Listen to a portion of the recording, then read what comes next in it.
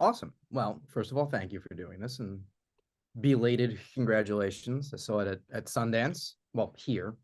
This was Okay. this was Sundance. Uh, Right. that's how you intended it. And I got to tell you, it was one of the more memorable movies for me because I was in honestly a terrible place to watch a movie. My mom had just passed away, so I was like the movies that were about like the log line. Oh, a son loses. I'm like, nope, we're not going to watch that one. So Sure. I was like, Um, oh, vaguely erotic thriller, office politics. Yeah, I'm in for this one. All right, right. and I was delighted by it, and it's I imagine it's interesting now. In the moment you're making, it's all about. I hope I get it done. I hope it's good. I hope I can continue. Mhm. And Yeah. then it premieres somewhere, and it's very surreal. But now it's you get a step back, like you kind of know how people feel about it. You know how you feel, and there's been a conversation around it. So I'm curious how that feels, like to know that like there's a debate, like people on dates are watching it and arguing about it kind of thing. Yeah. Um, no, I mean, it feels great because that was always the intention. I mean, I'm a filmmaker who believes it's not enough to just make a good movie anymore. I think a film, to last, and to be worth, killing yourself for, because of a film. I mean, it takes everything out of you. And I think those films should start conversation and debate. They should hold up a mirror to audiences, where we ask ourselves questions we don't necessarily, or maybe are afraid to ask.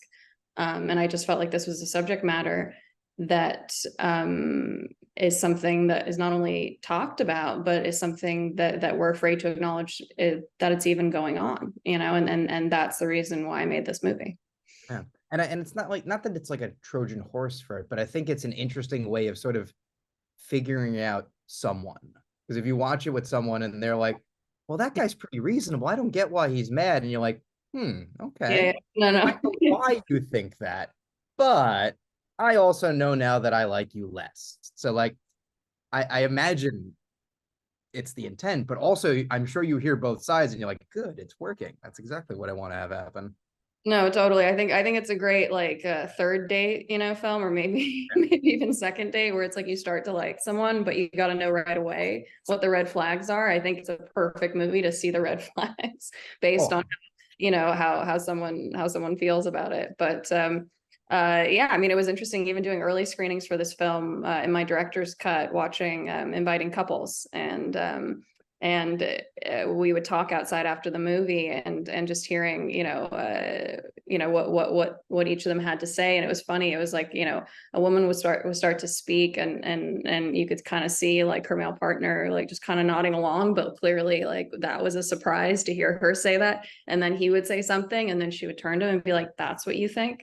you yeah. know It was just yeah, yeah. Oh, I can imagine because like listen, I'm a writer. I'm the poor one in every relationship. So I have no problem when the woman's doing well. In fact, that's great. That means I'm doing better. But like I know people who, especially my female friends who worry about that. Of just like, oh, but like it and it's weird because it doesn't seem intuitive to like I like the person. It shouldn't matter, you know, whether Mhm. they make more or less. It like I just said, it should benefit me if they make more money. I get presents. But there's something about it, and I think the movie does such a good job of capturing how it never is big. It always starts small, and I think the look on his face when she gives him the news, like honestly, I don't think the movie works if you don't clock that, like, oh, he's not happy for her.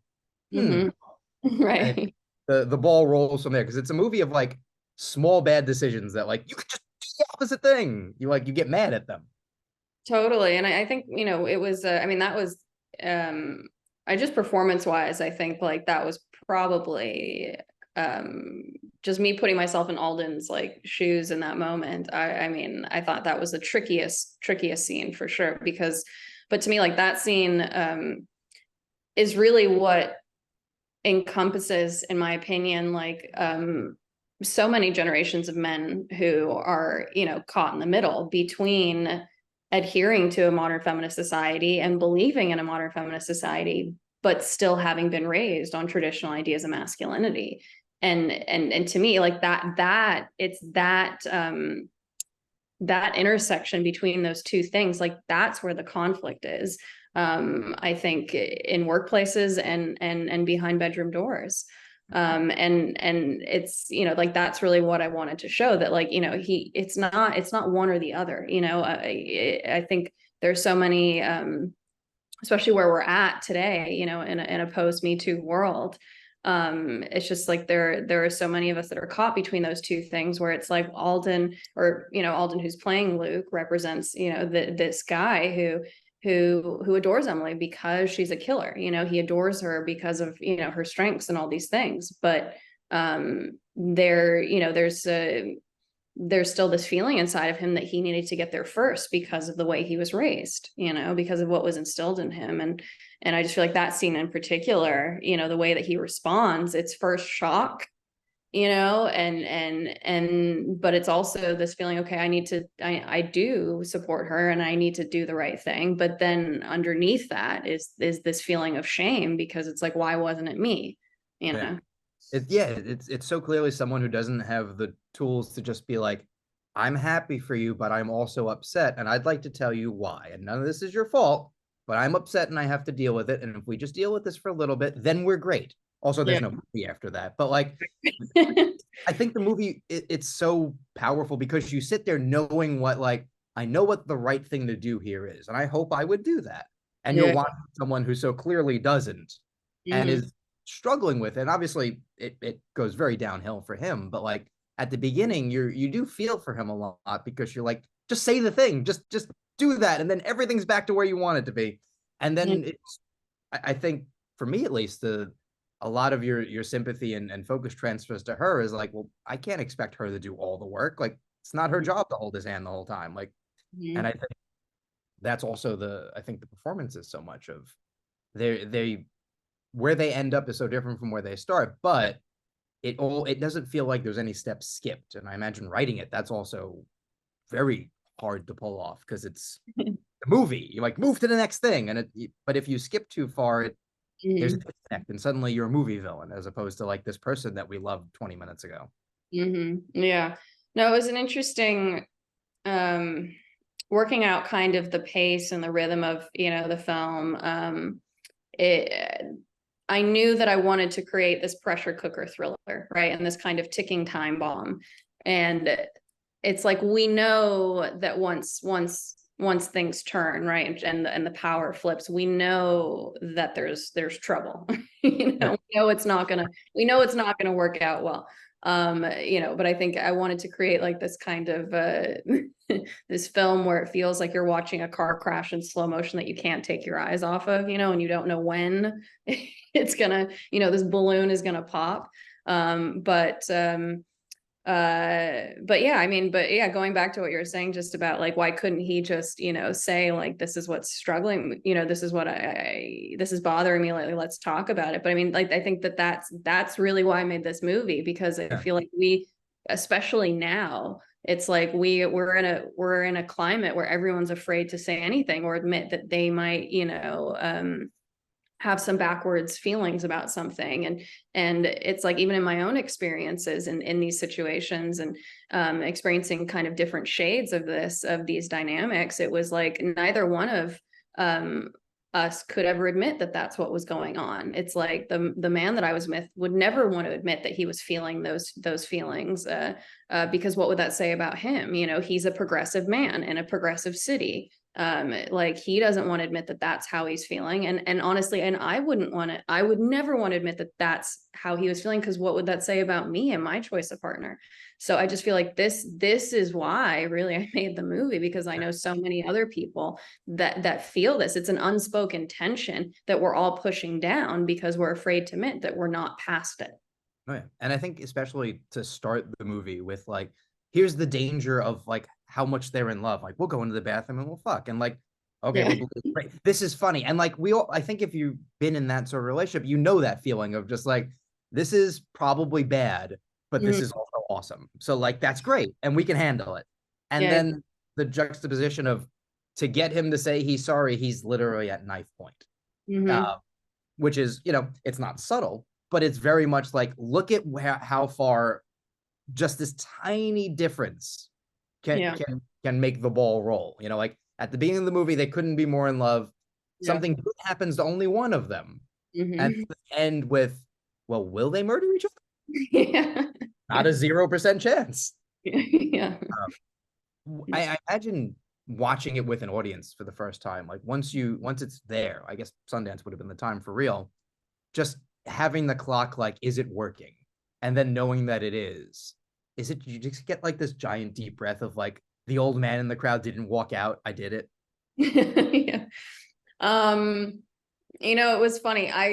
So the first like up until I would say the first like 3 or 4 minutes of the screening, I was freaking out because I was in the back corner. Yeah. They give the filmmakers the worst seats in the house because they want the buyers to have the best seats up front, but you have the worst seats that you're in the back corner by a fan, by the door with the ushers going in and out every 15 seconds. It was like I couldn't be more distracted in the first 5 minutes. And it's like, this is my baby that I'm releasing. So I was kind of freaking out the first 5 minutes of the movie, being like, it's not loud enough. Are people in it? Is this distracting? Is everyone, you know what I mean? Is anyone locked into the film? But as soon as he popped up with the blood on his face and the first like laugh that was just like, like an uproar, then I knew like people were in it. And then from there, it was actually, it was amazing. And I think we did do a bunch of test screenings where we had very similar reactions, but that screening, it was just magnified and it was amplified in a way that was just thrilling, because it's like, oh, people are feeling exactly what I want them to feel. Yeah.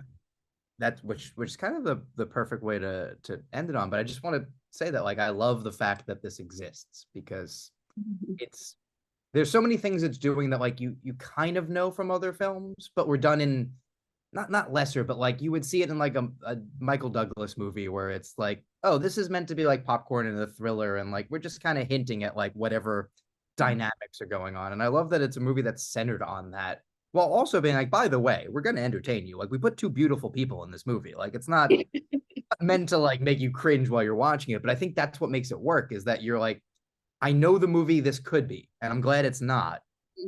Also, your instincts are still to kind of be like, but they could just go into that movie. Like, they can make a right turn and be in the romantic comedy, but they keep making a left turn and they're in their own little horror movie. And I love that that's what it is. And it makes me um, incredibly excited to see what's next, because I don't think you have it in you to make the other movie. And that's great. Like, we have that. Yeah, yeah. No, those movies, yeah, exactly, are good in other people's hands. I'm here to kind of push the envelope and go crazy with it. But yeah, no, thank you. Or please, my pleasure. So congrats again. I love that this has sort of had a continued life, because you always do run the risk of like, Sundance movie, it's exciting, people got bored, everyone's happy. What happened to it? Oh, it Right. came out 3 months ago. What do you mean? Like, I love that that's not the case, and it speaks to the movie, and it speaks to the fact that people don't let it go super easily. And at the end of the day, even if they hate it, like, if it's in their mind, you kind of won. The worst response is like, what's for dinner? Right. Yeah, no, totally. Um, yeah, I mean that was kind of my instinct. It was like even the people that I guess were a bit, turned off by the end or whatever. It was still like, well, I kept you watching till the end. So, but And your complaint is probably not about me. It's yeah, probably yeah. about you or someone else, and I can't help that. But go on. There's a fun way of being like, I bugged you for a reason that I wanted to bug you. So, like, who really won at the end of the day? Yeah, yeah. No, Well, but thank I you. I do yeah, I do believe that, like, for me it's I do believe that the tougher the subject matter, the more entertaining a film needs to be. The question of what does entertainment mean to me specifically? For me, it means like taking the audience on a ride, and keeping them on the edge and shocking them in some way and mortifying them, in ways that they haven't been mortified. But ultimately, I think like that is how you reach a larger audience, is getting them, is using, I guess, the tools of entertainment to get them to lean into a subject matter that they would normally shut off. And I think like that's what I strive to do with my films. Sexy, but makes you think. Like, that sounds like the date I want to go on. It sounds like the movie I want to watch. Like, it's a winning formula. So it's shocking that more people don't do it, but I'm glad you're doing it, because I haven't seen anyone do it as well in a while. Yeah, thank you. Thank you. I appreciate that.